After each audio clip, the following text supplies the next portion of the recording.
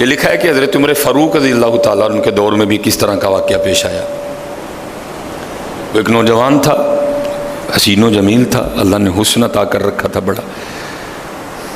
اس نے جب بھی نماز پڑھنے کے لیے آنا نا تو راستے میں ایک عورت تھی، اس کی نظر پڑتی، اور یہ کہا گیا ہے کہ جو نظر ہے یہ شیطان کے تیروں میں سے ایک تیر ہے حضرت، اسی لیے تو حضرت جی نظریں جھکا کے چلنے کا حکم دیا گیا ہے، کیونکہ جو نظر ہے یہ شیطان کے تیروں میں سے ایک تیر ہے حضرت جی۔ پڑھ تو یہ ایک دفعہ جاتی ہے لیکن کتنی دنوں تک حضرت اس نظر کا جو اثر ہے وہ دل سے نہیں جاتا حضرت۔ اپنی نظریں بڑی سنبھالو حضرت، اپنی نظریں بڑی سنبھالو حضرت۔ اس کی تو نظریں پاک تھیں لیکن راستے میں ایک عورت تھی، اس کی پاک نہیں تھی۔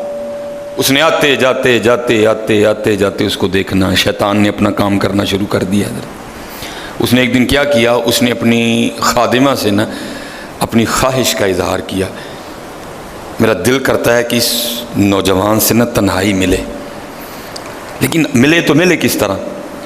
وہ جو خادمہ تھی ذرا پکی عمر کی تھی، اس نے کہا یہ تو کوئی مشکل کام نہیں ہے، آج ہی رات کو بات بنا دیتی۔ وہ جب عشاء پڑھ کے وہ نوجوان مسجد سے نکلا نا، وہ خادمہ راستے میں کھڑی ہو گئی، اس کو روک لیا، اس کو 2-3 احادیث سنائیں، 2-3 آیات مبارکہ سنائیں کسی کے کام آنے کے حوالے سے۔ ہمارے گھر میں مرد کوئی نہیں ہے، کچھ وزنی سا سامان اٹھانا ہے، اگر آپ اٹھا دیں تو بڑی نوازش ہوگی، اللہ راضی ہوگا، اللہ کے رسول راضی ہوں گے۔ کہ کوئی مسئلہ نہیں۔ اسی طرح ہوا حضرت، وہ گھر لے گئی، پچھلے کمرے میں لے گئی۔ وہ جیسے کمرے میں داخل ہوئے، وہ عورت پہلے موجود تھی، اس نے جناب اندر سے چٹکنی لگا لی اور اس کے سامنے اپنی خواہش کا اظہار کیا۔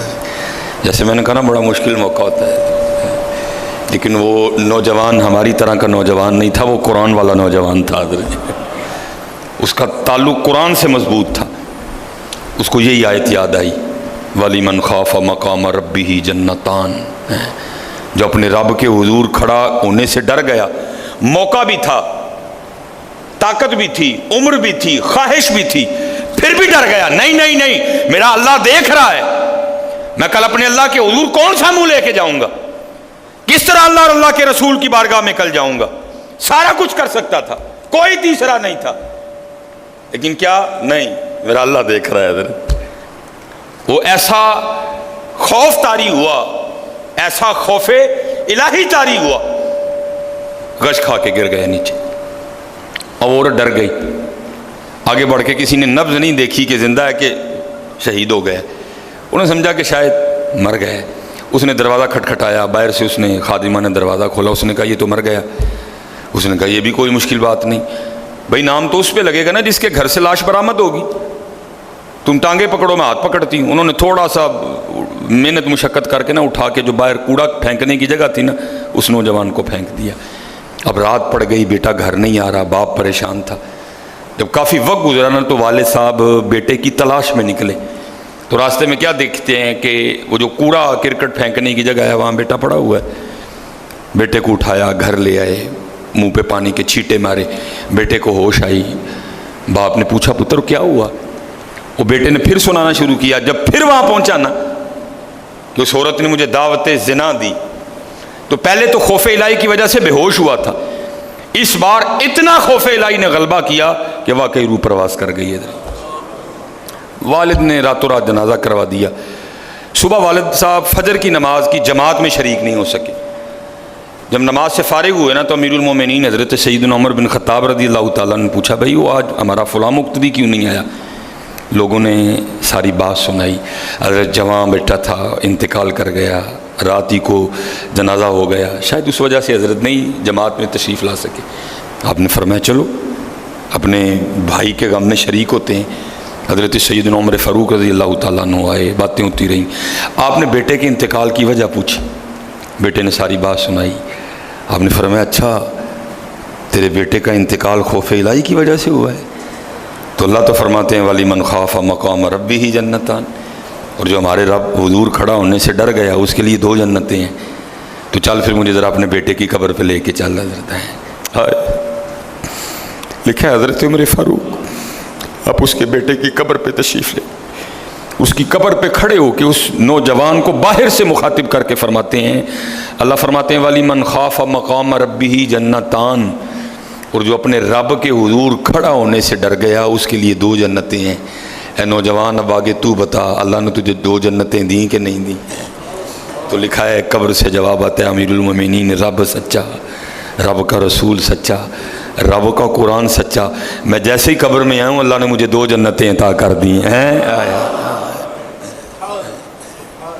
بچو حضرت، اس سے بچو حضرت، اس دور کا سب سے بڑا فتنہ حضرت، اس سے بچو حضرت، اور خود نہیں بچا جاتا حضرت، اپنے اللہ کے حضور بار بار گڑ گڑاؤ یا اللہ سانو بچا لے۔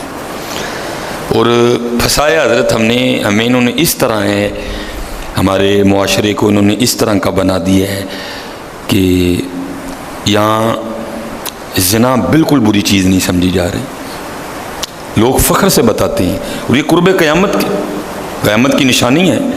لوگ گناہ کر کے فخریہ بتایا کریں گے۔ آج کا نوجوان فخریہ بتاتا ہے، جی میری اتنی گرل فرینڈز ہیں، آج کا نوجوان فخر سے بتاتا ہے حضرت یہ قرب قیامت ہے، یہ نشانی ہے قیامت کی۔ لوگ گناہ کر کے ڈریں گے نہیں بلکہ فخریہ بتایا کریں گے، ہاں جی میں یہ گناہ کر رہا ہوں اور اتنی جگہ کر رہا ہوں میں یہ گناہ۔ لیکن کیا ہوگا، نیکی مشکل ہو جائے گی۔ آج حضرت جی آپ دوسرا نکاح کر لیں، اللہ سنت ہے، قرآن میں اللہ خود کہہ رہے ہیں فَإِن تَابَ لَكُم مِّنَ النِّسَاءِ مَثْنَىٰ وَثُلَاثَ وَرُبَاعَ، پہلے کی تو اللہ نے بات ہی نہیں کی، بات ہی دوسرے سے شروع ہو رہی ہے۔ من النساء مثنى وثلاث ورباع، پہلے کی بات ہی نہیں ہوئی، بات ہی دوسرے سے شروع ہو رہی ہے۔ جتنی مرضی گرل فرینڈ رکھ لیں آپ کو کوئی برا نہیں سمجھے گا، بلکہ لوگ آپ کے جانے کے بعد بڑا خوش ہو گئے کہ یار بڑا رنگین مزاج آدمی ہے۔ لیکن حضرت آپ دوسرا نکاح کر لیں اسی وقت آپ لوگوں کے کاغذوں میں 2 نمبر ہو جائیں گے حضرت۔ پیکے بھی ناراض، سونے بھی ناراض، بھرا بھی ناراض، سالہ بھی ناراض، ہیں جی چھوٹا بھی ناراض، بڑا بھی ناراض ہے۔ یہ کیا ہے؟ یہ قرب قیامت ہے حضرت۔ گناہ اچھا ہو گیا، گناہ آسان ہو گیا، نیکی بری سمجھی جانے لگی، نیکی مشکل ہو گئی حضرت۔ اس لیے بچو حضرت، اور اس کا طریقہ جو ہمیں ہمارے بڑوں نے بتایا ہے یہی ہے حضرت جی، روز سرگی اٹھو تے اللہ دے حضور رو، یا اللہ جے دن چڑھے آئے تے تیرے فضل نہ چڑھے آئے، جے چاڑے تے پھر ساڑی حفاظت بھی فرمائیں گے، سانو بچا بھی لیں گے، ساڑی حفاظت بھی فرمائیں گے۔ تو حضرت جی دنیا تو 4 دن کی ہے، جا رہی ہے، کالے وال مسافر ہوئے، چٹیاں ڈیرے لائے، کالے وال مسافر ہوئے، چٹیاں ڈیرے لائی، ویکھ محمد بخشا موت سے نہیں آئے۔ اور حضرت جی اللہ سب کو اپنی حفاظت میں رکھے۔ اگر کوئی اس گناہ میں پھنسا ہوا ہے، اگر کوئی اس گناہ میں پھنسا ہوا ہے تو میں کہوں گا کہ توبہ کر لیں سارے حضرت، کیونکہ حضرت یہ وہ گناہ ہیں کر تو ہم رہے ہیں لیکن اس کی سزا ہماری نسلوں کو بھگتنی پڑنی ہے حضرت۔ کیونکہ امام شافعی رحمۃ اللہ تعالی علیہ فرماتے ہیں زنا وہ قرض ہے جو لے تو رہا ہے لیکن چکائے گی تیری اولاد حضرت۔ زنا وہ قرض ہے جو لے تو رہا ہے لیکن چکائے گی تیری اولاد حضرت۔ اس لیے حضرت جی اپنی اولاد کے لیے، اپنی بیٹیوں کے لیے، اپنی بہنوں کے لیے گڑھے نہ کھودو حضرت، اس سے بچو حضرت، اس سے بچو۔